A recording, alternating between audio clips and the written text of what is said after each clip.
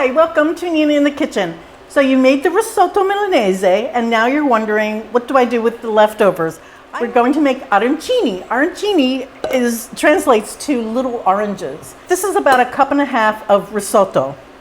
I had 2 eggs in here, which I've beaten. You don't have to go nuts, just a little whisking. This is some water that I'm just going to use to keep my hands wet as we make these balls. And I like something in the middle. So in the middle of the rice ball. So I'm going to use olives. You can use peas. You can use mozzarella cheese. It's fabulous. This is just a little Parmesan. And if you don't have Parmesan, you can use pecorino for this. You can use a mixture. A less expensive way to do parm is to use a grana padano. So this just goes in here into the rice. The eggs just go right in. And because the eggs have not been seasoned, just a pinch of salt. You can pepper if you like. Then you just mix this up. One nice thing about this recipe is that it's really best to use rice that has been sitting in your fridge overnight. Those containers of rice that you get from Chinese restaurants is perfect for this. Anything that clumps together, sticks together, anything from a medium to a short grain rice is what you can use. And if you don't have, now this has saffron in it, but if you don't have a rice with color, put a little bit of tomato paste in there just to give it a little orange color, and that's just for aesthetics. But you kind of want to remember that this is an orange. I have this little 1-inch scoop, which is perfect, I think, perfect size for this. And you can make it bigger, of course. Wet your hands slightly, and then you just shape this ball. You can flatten it out if you're going to fill it. You don't have to fill it, but I like when there's a little surprise in there. Put whatever you're filling in the center, and then you just fold everything around it. If after you add the eggs, if this seems a little too wet to you, because it was for me today, all that you do is put it in the fridge. I threw some breadcrumbs in here just so that they would absorb some of the liquid. And then this goes into some breadcrumbs, and you're ready to fry. You want your oil to be 375 or 190 Celsius.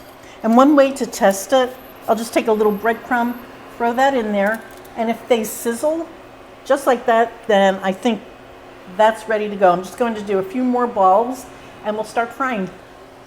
These are such a fun appetizer and they're so popular. People just love them, and this is a great size in my opinion.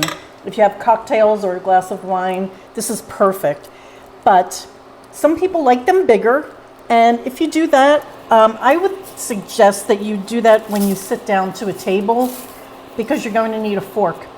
But this size is really perfect cocktail size.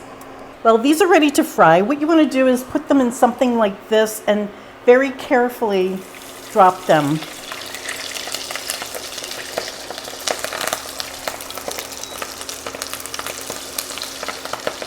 You don't want to crowd the pan.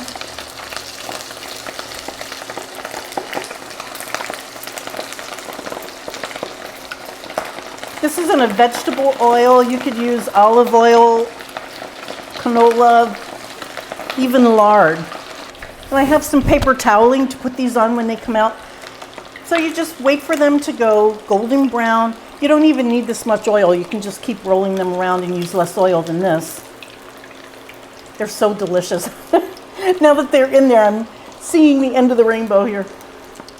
These are finished, and I'm just finishing them with a little grated cheese. And you could do something like put parsley over it just for a little green. And then I have one here to taste.